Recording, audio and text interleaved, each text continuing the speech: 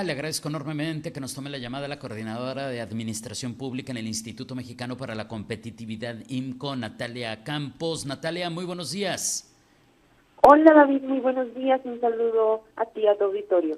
Oye, tienen un documento muy completo que ya revisamos y que evidentemente pues en 10 minutos no vamos a poder platicar todos los detalles de lo que ahí viene, pero en el que ustedes ponen en perspectiva lo que implica en materia de riesgos para la competitividad de México la desaparición de los órganos autónomos. ¿Cómo empezar esta plática en el sentido de entender justamente estas afectaciones?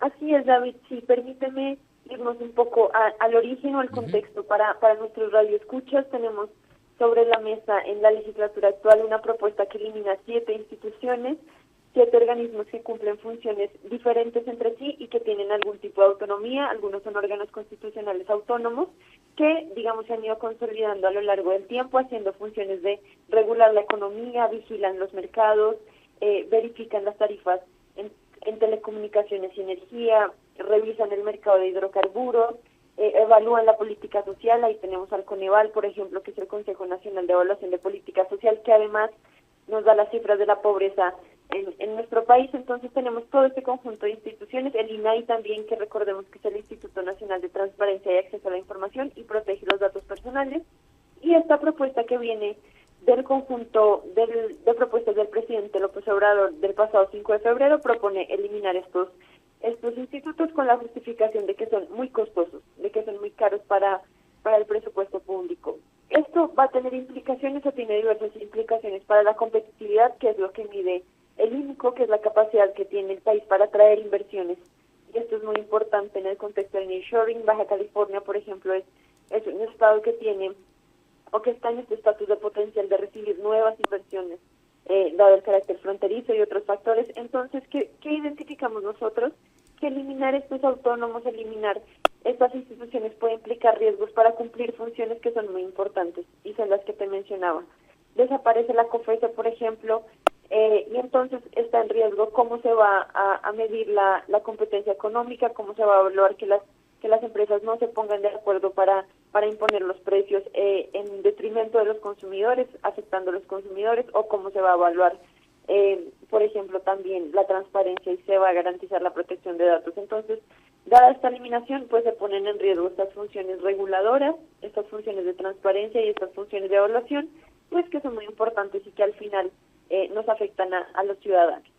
Oye, y dices creo que algo bien importante solamente para arrancar, el asunto de que son varios órganos, al menos 7 de ellos, en diferentes temáticas, porque mediáticamente pues se habla mucho del Instituto de Transparencia, pero estamos hablando de otra serie de organismos muy importantes para el desarrollo económico y como bien decías, para no solamente en materia de transparencia, sino de competencia, desarrollo, pero también para la evaluación en otros ámbitos, por ejemplo, las políticas sociales o también las políticas educativas. O sea, es un amplio espectro de situaciones que están puestas sobre la mesa con este tema, ¿no, Natalia?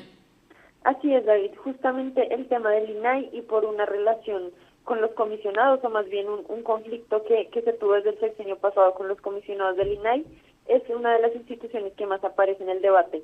Pero como bien lo dices, tenemos, por ejemplo, la Comisión Nacional de Hidrocarburos, que es un órgano regulador autónomo que se encarga de vigilar que este mercado tan importante para la economía y tan importante para la sociedad en general funcione bien.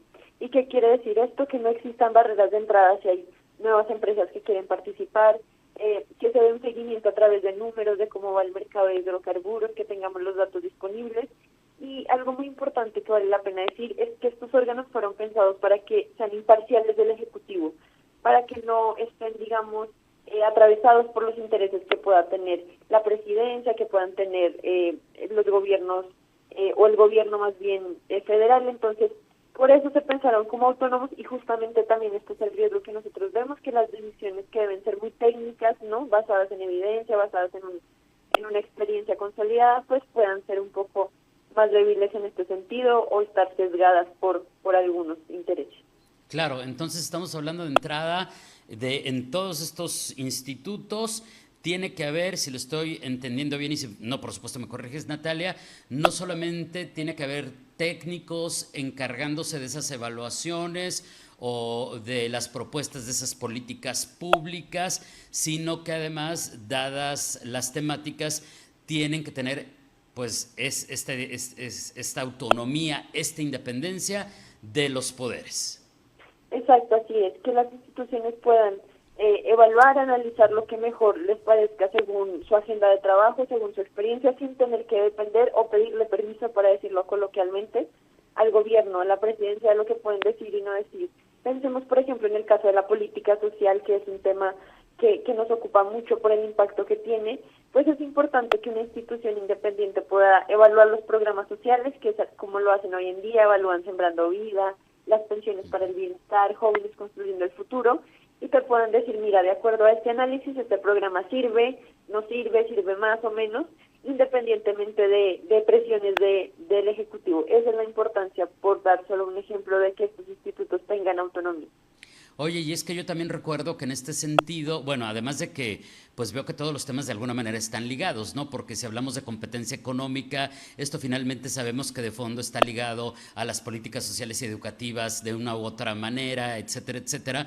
Pero además me hicieron recordar cómo, no solamente en México lo hemos vivido, sino también en otros gobiernos hemos visto cómo pues definen ciertos parámetros, Natalia, los encargados de estas administraciones públicas, para pues tomar números que no reflejan la realidad. Por ahí vendría un poquito todo lo que estamos hablando, ¿no? O sea, la falta de objetividad, pongámosle así, para tomar los parámetros que te den un retrato lo más cercano a la realidad del tema que se está tratando, ¿no? Exacto, son estas políticas públicas que requieren basarse en evidencia y en la mejor evidencia posible por su importancia. En general, lo que esperamos de los gobiernos es que las decisiones que tomen se basen en datos, en lo que ven en la realidad y no en caprichos personales. Y estas funciones en particular, mucho más que las demás, por la importancia que tienen, por ejemplo, en presupuesto público. Hoy vamos a conocer la propuesta de presupuesto de egresos de la Federación para 2025, que nos va a dar el parámetro de cómo se va a invertir el dinero, un monto muy, muy grande, muy importante, y pues sabemos que en política social este monto es muy significativo. Por ese tipo de razones, porque implican mucho esfuerzo en términos de dinero, de políticas públicas y mucho impacto en la sociedad, pues es importante, como bien dices, David, que estas decisiones estén basadas en la mejor evidencia posible. Claro. Y eso implica pues esta autonomía, esta técnica y esta rigurosidad. Sí, me recordé entre paréntesis estas modificaciones que hicieron en algunos sectores para definir la pobreza y la pobreza extrema y para hacer parecer que se estaba eliminando esto en nuestro país, cuando en la realidad, en lo tangible, pues no era así. Pero bueno, nos queda muy poquito tiempo, lamentablemente. Quisiéramos seguir platicando esto un poquito más, Natalia, pero ¿nos podrías dar algunos de los puntos principales que ustedes están planteando desde el IMCO ante esta situación? Porque siempre cuando analizan estos temas, los ponen sobre la mesa, también ponen sobre la mesa propuestas. Exacto, nosotros en este escenario de los riesgos que podrían implicar un debilitamiento institucional e incluso algún compromiso del TEMEC que pudiera estar en entredicho por la eliminación de estos organismos autónomos, hacemos algunas propuestas. Entre estas, que después de aprobada la reforma y ya por las condiciones que sabemos es muy, muy probable que se apruebe, es casi inminente su aprobación, lo que decimos es que los legisladores deben diseñar en las leyes secundarias, en la legislación posterior, pues que estos organismos, aunque ya estén en las secretarías de Estado, sigan teniendo cierto grado de autonomía o el mayor grado de autonomía posible, autonomía técnica de gestión para imponer su agenda de investigación, y también que se establezca algún mecanismo de seguimiento. Al final esta transferencia de funciones va a tomar tiempo y creemos que es importante que desde el legislativo o desde alguna otra instancia se genere un mecanismo para decir cómo van transfiriéndose estas funciones, cómo hacer la transferencia de recursos humanos, de las personas, sus empleos y demás. Entonces, bueno, estas son algunas de las propuestas que tenemos y pueden consultar nuestro estudio en el sitio web del IMCO, imco.org.mx. Que por cierto, además de que está muy interesante, usted puede ver el reporte completo o puede leer los briefs que están de una manera muy amable, muy entendida, muy entendible para pues la mayoría de la población, y se lo avienta así que el brief con todo esto que estamos platicando, se lo puede aventar en unos 10 minutitos, ya se aventó todos estos puntos, pero desglosados. Entonces, ahí también los sitios y la página de Lincoln. Natalia, muchísimas gracias por este tiempo, excelente fin de semana y muy buenos días.